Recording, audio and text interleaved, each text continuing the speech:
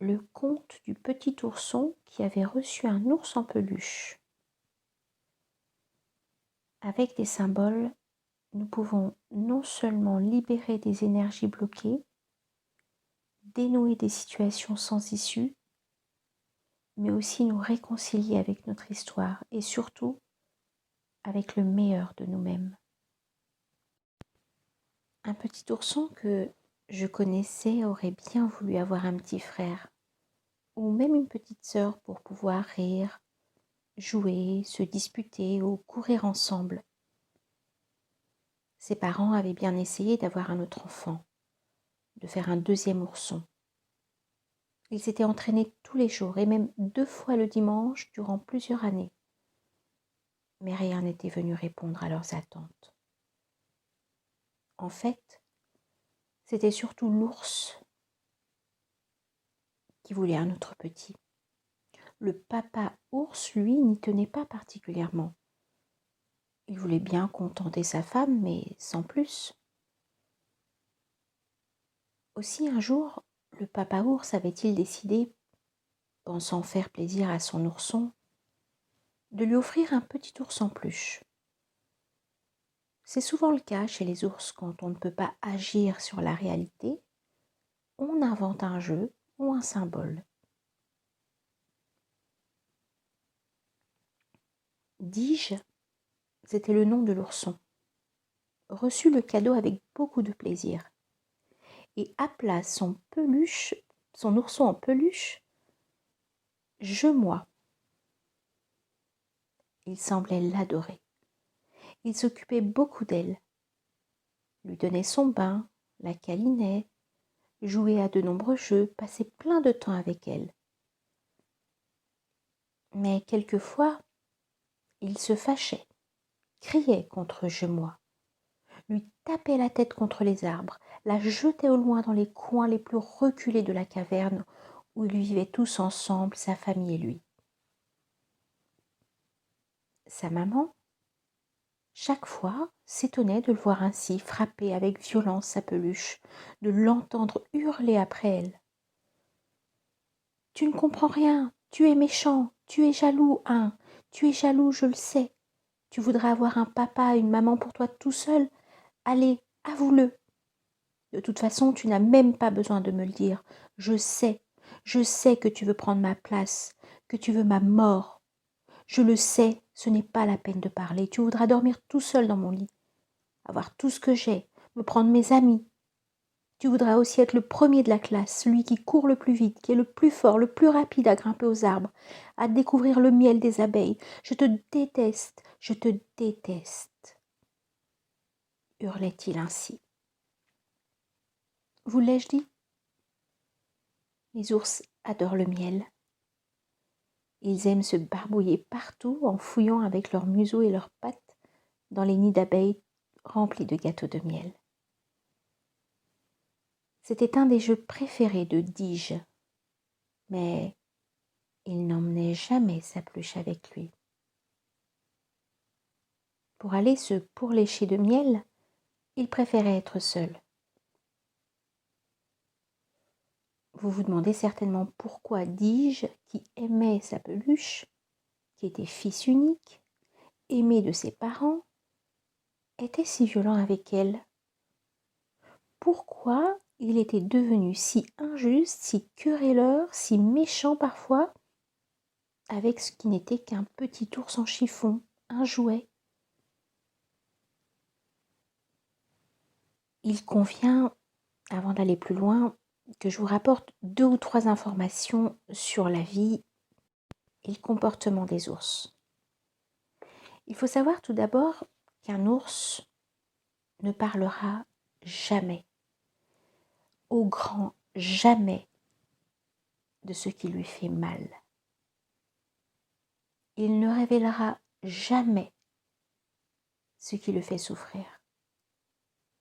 Il cachera toute sa vie, gardera pour lui les événements douloureux de son histoire.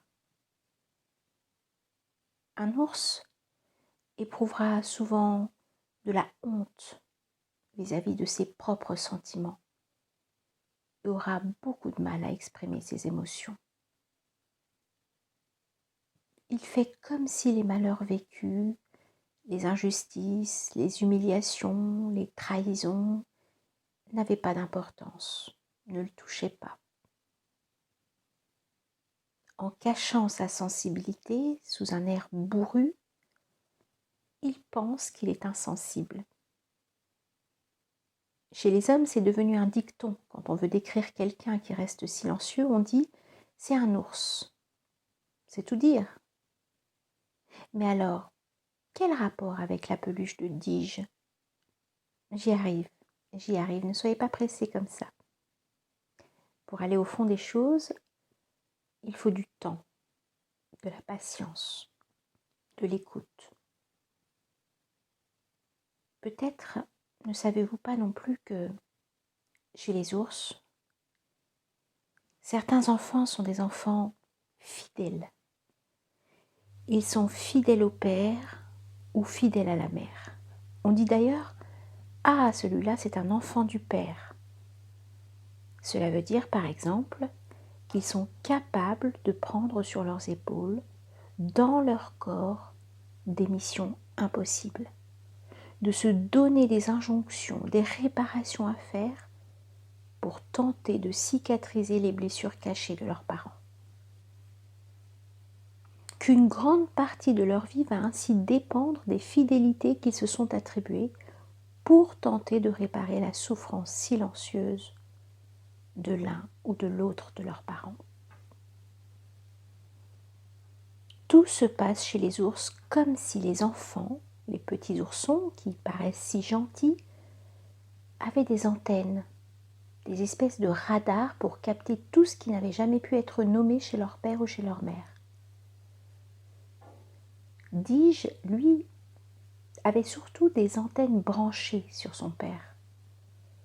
C'était, vous l'avez deviné, un enfant du père. Ainsi, il avait dû entendre ce que pourtant son père ne lui avait jamais dit, que dans son enfance, il avait été jaloux d'un petit frère qui était arrivé après lui.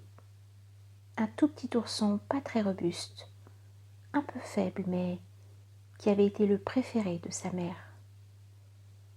Bien sûr, comme tous les ours, il n'avait jamais pu dire sa détresse, sa colère, sa jalousie douloureuse. Il avait gardé tout cela au fond de lui, bien caché, recouvert par plein de silence. Mais, dis-je, en enfant fidèle, avait entendu la blessure ancienne de son père.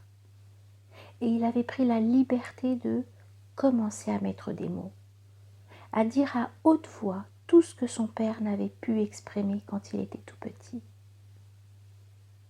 Vous l'avez enfin compris. C'est à cela que servait le petit ours en peluche qu'il avait reçu en cadeau.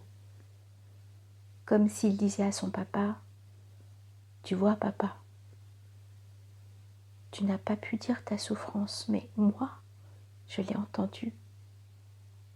Et aujourd'hui, je peux la crier pour toi, car je sais que tout cela t'étouffe. » Il faut dire en effet que le père avait toujours la gorge enrouée, ce qui lui donnait une voix toute cassée. Vous avez aussi peut-être compris, avant moi, pourquoi son papa n'avait pas pu avoir un deuxième enfant, malgré l'entraînement tous les jours et 2 fois le dimanche. Peut-être ne voulait-il pas faire revivre à son fils ce que lui-même avait si mal vécu. Ah, les histoires d'ours! Elles paraissent incompréhensibles dans un premier temps, mais avec un peu d'écoute et de sensibilité, on peut entendre beaucoup de choses. Beaucoup de choses.